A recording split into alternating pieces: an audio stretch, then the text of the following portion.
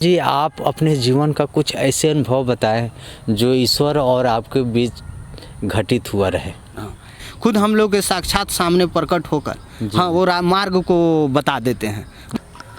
राधे राधे दोस्तों, मैं आपका दोस्त मुकेश संत कृपा टीवी में फिर से एक बार स्वागत करता हूं। साथियों, आज हम लोग वृंदावन के ये वन में आए हुए हैं जहां भगवान गैया चराने आया करते थे। और ये आप देख सकते हैं बहुत सारे साधु महात्माओं का कुटिया। एक बार कुटिया का थोड़ा सा दिखाइए आप झूम करके। यहाँ पे चारों तरफ कुटिया ही कुटिया, चारों तरफ ये जंगलों में आप ध्यान से देखेंगे तो एक एक संत लेटे हुए साधना में लगे हुए हैं। और ये ऐसा वन है जहाँ पे यहाँ की हवाएं में खुशबू है। तो साथियों, कभी आप आना चाहें तो यहाँ ज़रूर एक बार आएँ। ये वृंदावन के जस्ट जमुना तट के बाजू में पड़ता है। तो साथियों, एक महाराज जी आ रहे हैं, तो हम महाराज जी से बातें करेंगे। देख सकते हैं कि आप महाराज जी। राधे राधे महाराज जी। राधे कृष्ण राधे। कहाँ से आ रहे हैं प्रभु? हम तो महाराज भ्रमण पे रहते हैं। अच्छा अच्छा। हाँ, अभी तो हम काशी से कुछ समय पहले 2-4 दिन हो रहे हैं, वहाँ से हम लौटे हैं। अच्छा अच्छा जी जी। तो आप काशी से आए हुए हैं? जी। तो यहाँ लगभग कितना दिन हो गया आके? यहाँ पर अभी हमको 4-5 दिन हो रहे हैं। अच्छा अच्छा। हाँ, फिर अभी कुछ समय यहाँ रुकेंगे। अच्छा अच्छा। फिर भारत के अनेक तीर्थ स्थलों पर हम जाकर अपना भ्रमण करते रहते हैं। अच्छा अच्छा अच्छा। तो महाराज जी, आपने अभी तक कहाँ कहाँ भ्रमण किया है? अभी हम जहाँ भी भारत के कुछ तीर्थ स्थल हैं, हरिद्वार हैं, ऋषिकेश हैं, 4 धाम हैं, गंगोत्री, यमुनोत्री, ये आपको और बद्रीनाथ, केदारनाथ है ना। फिर उसके बाद आपको काशी हमारा गुरु स्थान है। वहाँ तो हम अपना समय को ज़्यादातर व्यतीत करते हैं। बैजनाथ धाम है। जो भी ऐसे तीर्थ स्थल हैं, जब जब हम लोगों को मौका मिलता है तब हम वहाँ भ्रमण करते रहते हैं। तो महाराज जी, आपने पूरा तीर्थ ये पैदल ही गए हैं? हाँ जी महाराज जी, हम लोग का यही अपना रहने और जीने का यही हम लोग का सिद्धांत। जी साथियों, बहुत आश्चर्य की बात है कि महाराज जी ने पूरा भारत भ्रमण पैदल कर दिए।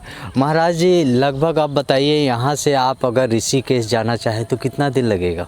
ऋषिकेश महाराज, अगर यहाँ से हम लोग पैदल जाना चाहें तो लमसम आपको 600-700 किलोमीटर के पास पड़ जाता है। जी जी। तो हम लोग महाराज अपने साधु महात्मा के साथ दिन में 30-40 किलोमीटर जितना सकते हैं उतना चलते हैं। ये डिपेंड करता है चाल के ऊपर। फिर तो भी अगर 50 किलोमीटर भी आप रोज चले तो भी 7 किलोमीटर 700 किलोमीटर 7 दूना 14-15 दिन में हम लोग वहाँ पहुँच जाते हैं महाराज। तो महाराज जी, आप इतना दिन रास्ते में रहते हैं तो रास्ते में भोजन प्रसादी और वहाँ रहने का विश्राम का ये व्यवस्था कैसे हो पाती है? भगवान की इतना कृपा होती है कि कुछ भक्त जो हैं आप लोग जैसे, वो रास्ते में हम लोग को कुछ दान करते हैं, भोजन पानी ये वगैरह। कुछ अगर कुछ किसी तरह का उन्हें समस्या दिखता है तो हम लोग को मदद करते हैं। अगर उनसे नहीं मिल पाया तो हम लोग अपने से बनाकर भोजन पाते हैं। अच्छा अच्छा।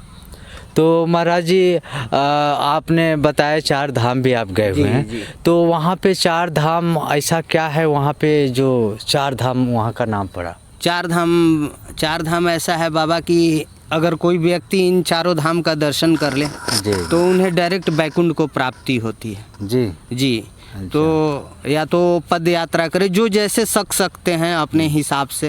हाँ, वो ये 4 धाम का यात्रा एक बार जीवन में करना चाहिए। अच्छा अच्छा। जी जी जी। तो महाराज जी, वहाँ 4 धाम में कौन सा देवी देवता का दर्शन होते हैं? ये महाराज जी, जहाँ से गंगा माँ आ रही हैं, गंगा माँ उतरी हैं हिमालय से। हाँ, वहाँ से गंगा माँ आई हैं, जिनको भागीरथी जी भोलेनाथ के जटा से लेकर अब उतार कर हिमालय होते हुए आपको सारे इस दुनिया के प्रांत में पानियों को अकाल को पूरा करते हुए ये गंगा माँ को नीचे उतारे हैं। अच्छा अच्छा। भागीरथ जी। तो ये गंगा माँ वहीं से प्रकट हुई? हाँ जी महाराज। और वहाँ से स्रोत निकलता हुआ दिखता है? हाँ जी महाराज जी। वो स्रोत दिखे, आप वहीं पे जहाँ से स्रोत का पानी गिरता है वहीं स्नान करते हैं हम लोग। अच्छा, उसके बाद गंगा जी धीरे धीरे नीचे आ जाती हैं। नीचे आने के बाद में गंगा जी देवप्रयाग और कर्णप्रयाग एक जगह है रास्ते में, जहाँ अनेकों नदियों से वो मिलन करती हैं। जैसे अलकनंदा हो गई जो बद्रीनाथ से आ रही हैं, वहाँ मिलन हो जाती हैं। उसके बाद उससे भी आगे बढ़ती हैं तो कर्णप्रयाग है। कर्णप्रयाग में भी तारा देवी नदी हैं, धारा देवी हैं, बहुत सारे नदियों का मिलन हो जाता है। उसके बाद वो होते हुए ऋषिकेश हरिद्वार आती है। अच्छा अच्छा।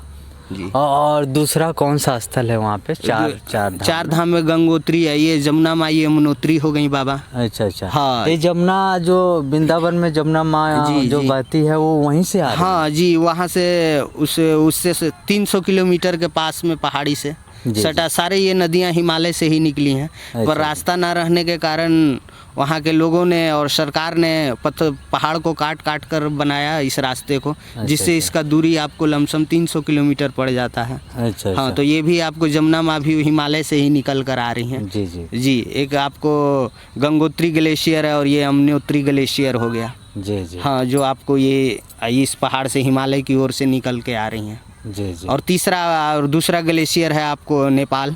जी जी। हाँ, जहाँ से आपको बूढ़ी गंडक वगैरह कोसी आई हैं। जी जी। हाँ, ये 2 ग्लेशियर माने जाते हैं मेन। अच्छा अच्छा। जो ये सारे दुनिया को अपने पानी से तृप्त करती है। जी जी जी। तो महाराज जी आपके पास क्या क्या सामान होते हैं जब आप यात्रा पे होते हैं? यात्रा पर महाराज जी हम लोग जो वस्त्र पहने हुए हैं, एक सेट हम लोग का वस्त्र होता है। ये अचला हो गया, आपको नीचे का हो गया। जी जी जी। जी, और अपना आसन रहता है बाबा। अच्छा अच्छा। हाँ। जैसा महाराज जी का थोड़ा आसन दिखाइए एक बार। पूरा समझिए अपना घर साथ में लेके चलते हैं। महाराज जी का इतना ही आश्रय पूरे जीवन बिताने का काम में आता है। जी।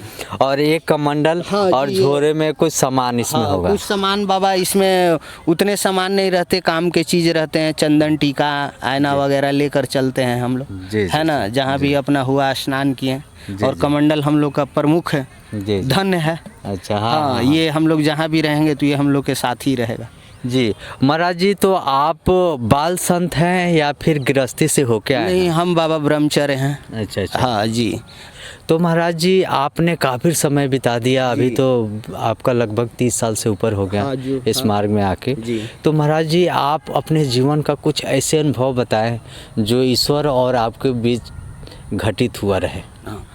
ईश्वर और हम लोग का एक संबंध, हाँ, बाकी गृहस्थ और जो भी इस धरती पे प्राणी हैं उनसे अलग है।